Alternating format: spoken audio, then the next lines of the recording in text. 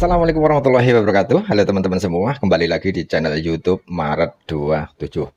Gimana nih kabar kalian hari ini? Semoga kita semua selalu diberi kesehatan, kemudahan, dan limpahan rezeki dari Yang Maha Kuasa. Amin ya robbal alamin.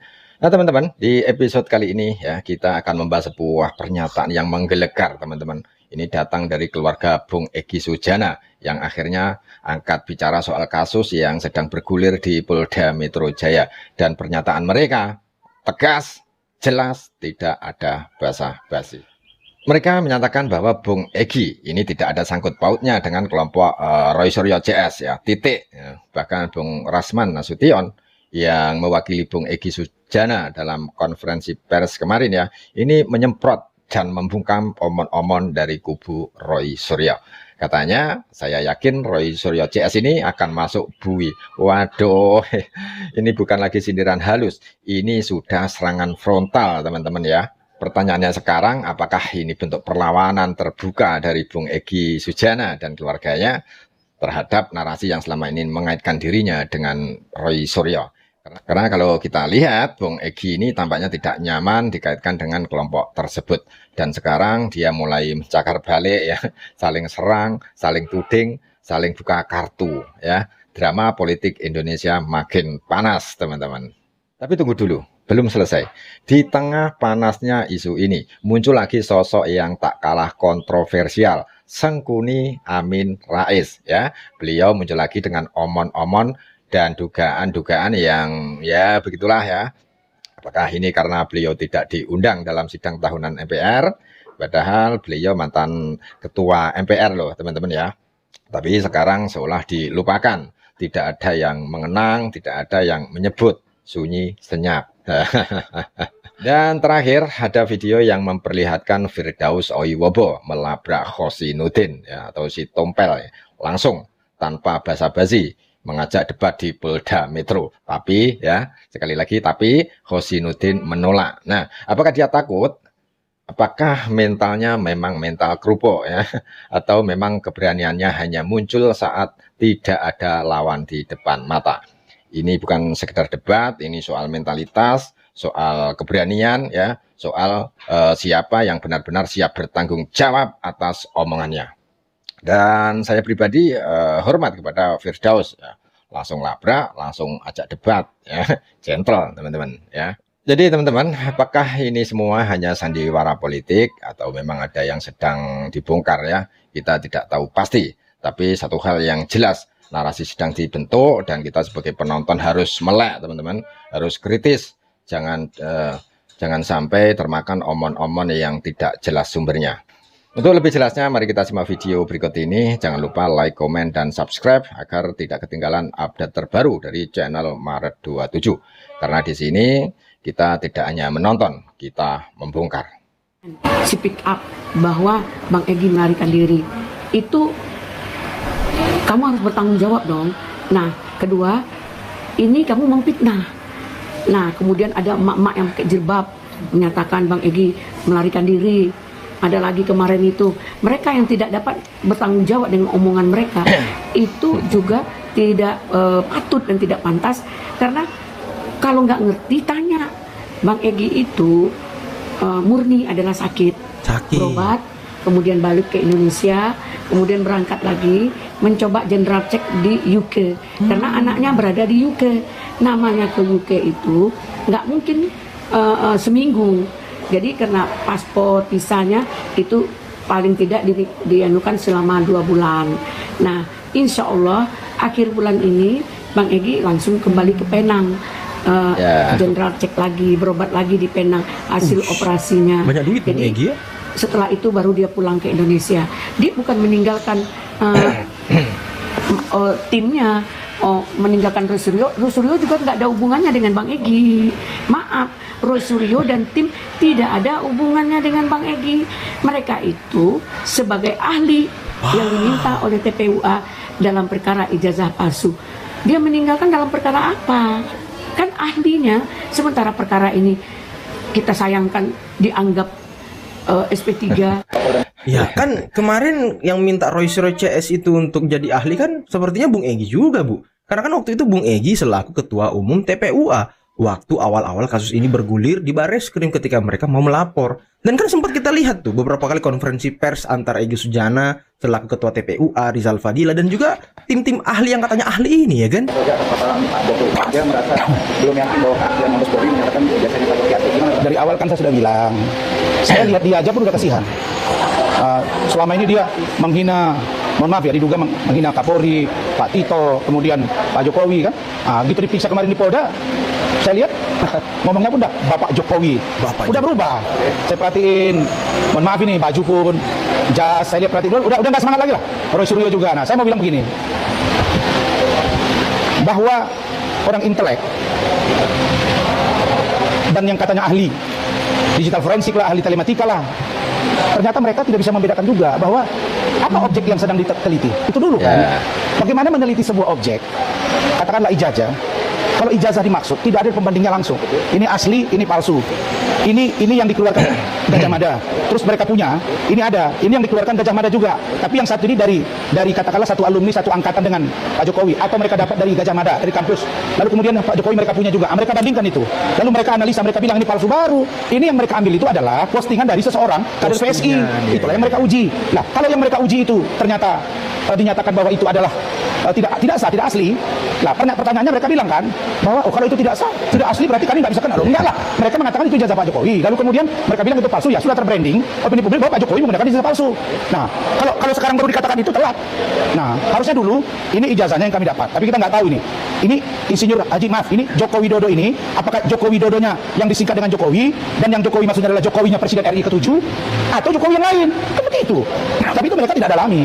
Makanya saya lihat tadi malam di acara TV pun, ya saya yakin kalau Pak Jokowi nggak memaafkan mereka, 4-4 ini gol ini. Gol. Wow, 4-4-nya gol katanya teman-teman. 4-4-nya gol. Ini kan Rasman, perwakilan dari Egy Sujana yang kemarin konferensi pers, yang juga menyatakan bahwa Egy Sujana tidak termasuk ke dalam tim dari Roy Suryo CS.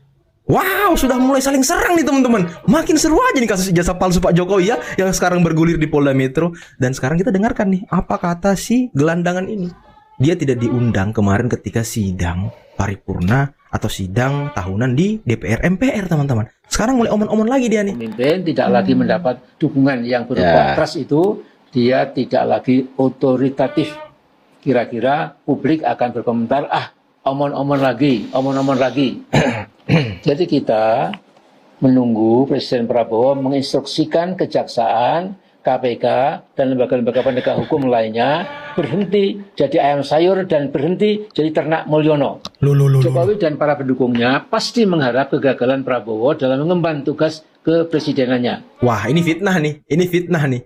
Ini fitnah nih, bahaya ini orang ini. Saya selaku pendukung Pak Prabowo, Pak Jokowi, pendukung Mas Gibran, selalu berharap dan selalu mendorong kesuksesan pemerintahan Prabowo Gibran sampai tahun 2029 teman-teman. Dan kalau perlu sampai 2034 lanjut periode kedua. Koruptor raksasa itu harus segera digelandang ke pengadilan untuk memperoleh hukuman yang setimpal dengan dosa-dosanya. Nah, bila oknum-oknum KPK dan Kejaksaan ternyata tidak mampu menunaikan tugas mereka, segera berhentikan dan ganti dengan orang-orang yang bersih, berani, dan berintegritas. Indonesia insya Allah tidak kekurangan orang-orang yang cerdas, profesional, dan punya semangat fighting for the truth and justice. Dalam pemerintahan Prabowo, banyak serigala berdasi yang sedang menghancurkan Indonesia. Mereka itu semua punya kesetiaan atau loyalitas puncak pada Mulyono, bukan pada Pak Prabowo. Jadi kami rakyat biasa hanya bisa berdoa. Yang mudah-mudahan Pak Prabowo segera mengambil langkah konkret seperti yang diharapkan oleh bangsa Indonesia sekarang ini. Pelapor kan bukannya menyanggah kami dengan kalimat-kalimat yang profesional, malah nantang. Kan? Siapa takut?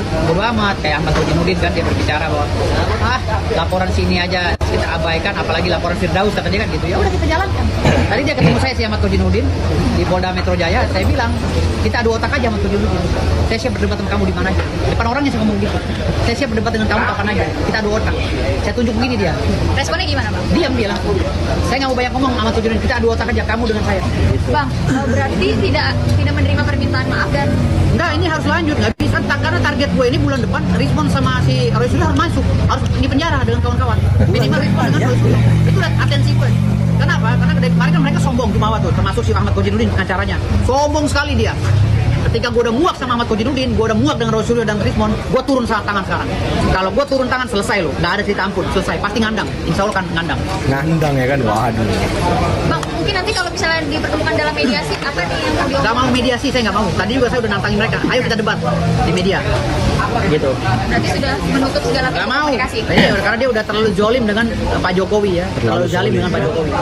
Saya tegaskan lagi, dia terlalu zolim dengan Pak Jokowi. Mungkin intinya ada bukti-bukti tambahan Bang akan yang diserahkan kalau dibutuhkan. Ada bukti-bukti tambahan, sedang kami persiapkan.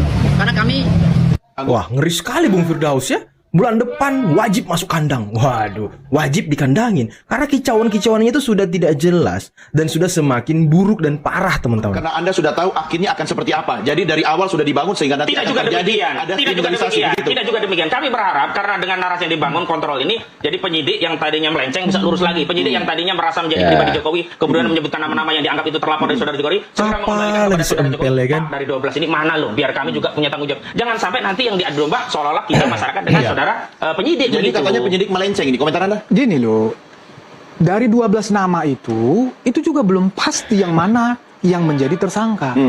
Gitu loh. Tetapi memang prosesnya setelah ada penyidikan biasanya ada tersangka. Iya, nggak Betul. mungkin naik ke penyidikan ya. Iya, kalau tidak yakin tetapi aparat. kan ini kan harus dikonfirmasikan menetapkan tersangka ini melalui alat-alat bukti tadi. Iya. Itulah makanya diperiksa saksi-saksi ini kan begitu, diperiksa ahli.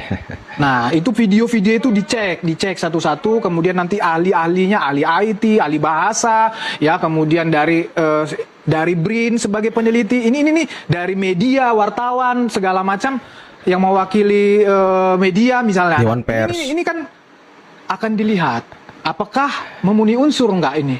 Kan bahasanya kan yang diduga dilakukan kan begitu. Ya. Nah, setelah memenuhi unsur baru yang dilakukan, yaitu yang tersangka. Nah, jadi prosesnya sebetulnya sesederhana itu. Tidak perlu ditakutkan. Tidak perlu ditakuti. sesederhana itu. Jadi tapi memang itulah secara psikologis ya. Teman saya bilang bukan teman, kita sekarang di dunia advokat ini ya, kita bilang jangankan lu bro, jenderal aja diperiksa di proses penyidikan gemetar katanya. Wow, Itu gemetar. biasa saja begitu loh. Saya juga misalnya sebagai advokat kalau diperiksa yang sudah berulang-ulang misalnya mengatakan kalau diperiksa saya sebagai saksi sebagai tersangka misalnya gemetar juga. Iya. Kalau yang gemeter biasanya yang punya salah kan? Betul. Belum tentu. Oh, belum tentu. Belum tentu. Kadang Ya. kita juga tadi ada orang telepon saya.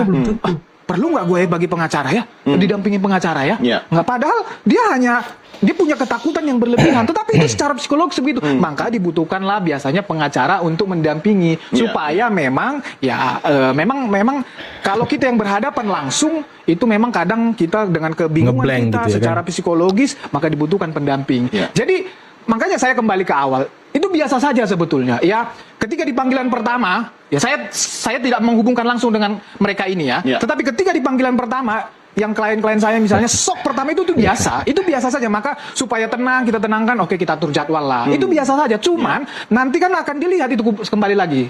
Alasan-alasan itu, kewajaran-kewajaran itu akan dinilai oleh penyidik. Ya. Tadi udah dikomunikasikan. Itu sangat bagus. Itu biasa Ya, gitu. artinya ketika penyidik melihat ada ketidakwajaran, ada kejanggalan, bisa dianggap sebagai sebenarnya ini sinyal bahwa yang bersangkutan itu memang merasa dirinya bersalah, walaupun masih dalam proses penyidikan. Dari kacamata Anda, ya personal gimana? Ya, itu subjektif penyidik. Selalu ada yang seperti itu. Iya, iya.